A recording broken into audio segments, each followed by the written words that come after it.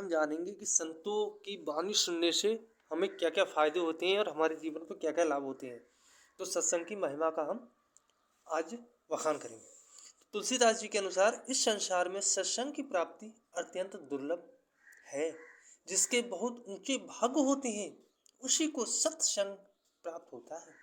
वही घड़ी सचमुच ही धन्य है जब हम किसी पूरे संत या साधु की संगति में आते हैं, क्योंकि एक आध घड़ी का सत्संग भी हमारे करोड़ों पापों को नष्ट कर डालता है।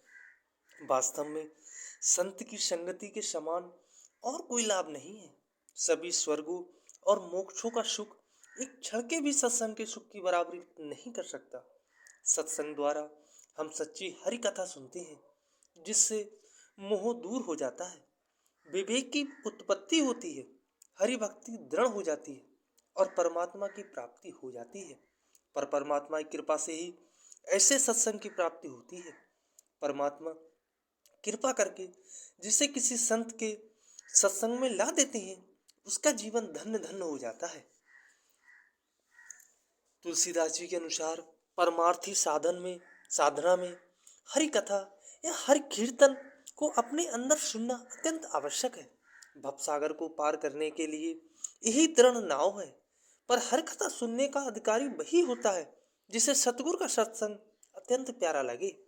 एक बार हरि कथा का रस अंतर में प्राप्त हो जाने पर फिर इससे कभी भी जी नहीं भरता। यही कारण है कि जीवन मुक्त महात्मा कोई भी इस हरि कथा या हर गुण को सदा अपने अंदर सुनते रहते हैं।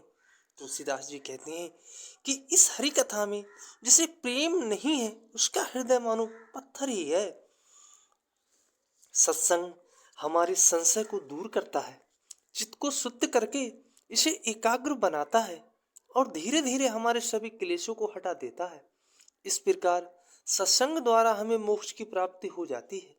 इसीलिए तुलसीदास जी ने इसे मुद मंगल मूल कहा है। जिस प्रकार पारस के स्पर्श से लोहा भी सोना बन जाता है, उसी प्रकार सत्य की संगति के प्रभाव से दुर्जन भी सज्जन बन जाते हैं।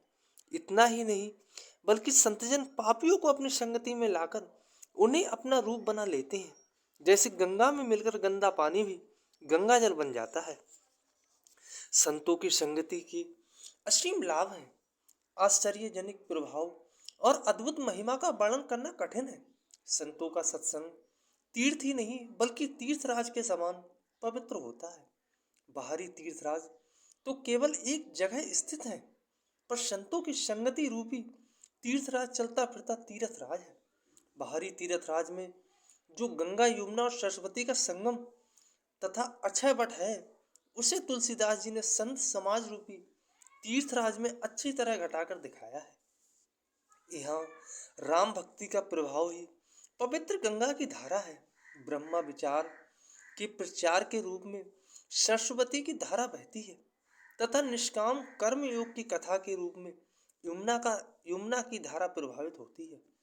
संत समाज में अटल विश्वास ही कभी नष्ट न होने वाला अक्षय वट है। यह संत समागम सभी देशों में और हर समय सबको सहज ही प्राप्त हो जाता है, जो बाहरी तीर्थराज के लिए संभव नहीं है। सत्संग रूपी तीर्थराज में स्नान करके मनुष्य जीते जी अर्थ धर्म काम और मोक्ष नामक चारों फलों को प्राप्त कर लेता है। तुलसीदास जी ने अनेक पौराणिक उदाहरणों द्वारा यह सिद्ध किया है कि सत्संग रूपी सरोवर में स्नान करने के कारण कौवे और बगुले जैसे जीव जो विषय रूपी गंदगी का भोग करने में लगे हुए थे, कोयल और हंस जैसे बन गए, अर्थात कठोर वचन छोड़कर मीठी बोली बोलने लग गए और पानी को छोड़कर दूध को पीने वाले हंस की तरह विषय वासनाओं को छोड़ प्रभु भक्ति के अमृत को पीने लगे। इस प्रकार सत्संग के प्रभाव से जीव को लौकिक और परमार्थिक कल्याण होता है। इसीलिए तुलसीदास जी प्रभु से बार बार केवल सत्संग और प्रभु भक्ति का ही वरदान मांगते हैं। सत्संग और प्रभु भक्ति का वरदान मांगते हैं। कहते हैं, बार बार बर मांगो हर्षो देव श्री रंग, पद सरोज अपनी ने भगत सदा सत्संग। तो आज का सत्संग हम यहाँ पर ही समाप्त करते हैं। कल हम सत्संग की एक नई वीडियो के साथ प्रस्तुत होंगे। और आज का सत्संग नाम भक्ति गोस्वामी तुलसीदास राधा स्वामी सत्संग व्यास की पुस्तक से लिया गया था। सत्संग का विषय था सत्संग की महिमा। तो वीडियो पसंद आई हो तो चैनल को सब्सक्राइब करें, वीडियो को लाइक करें और शेयर करें।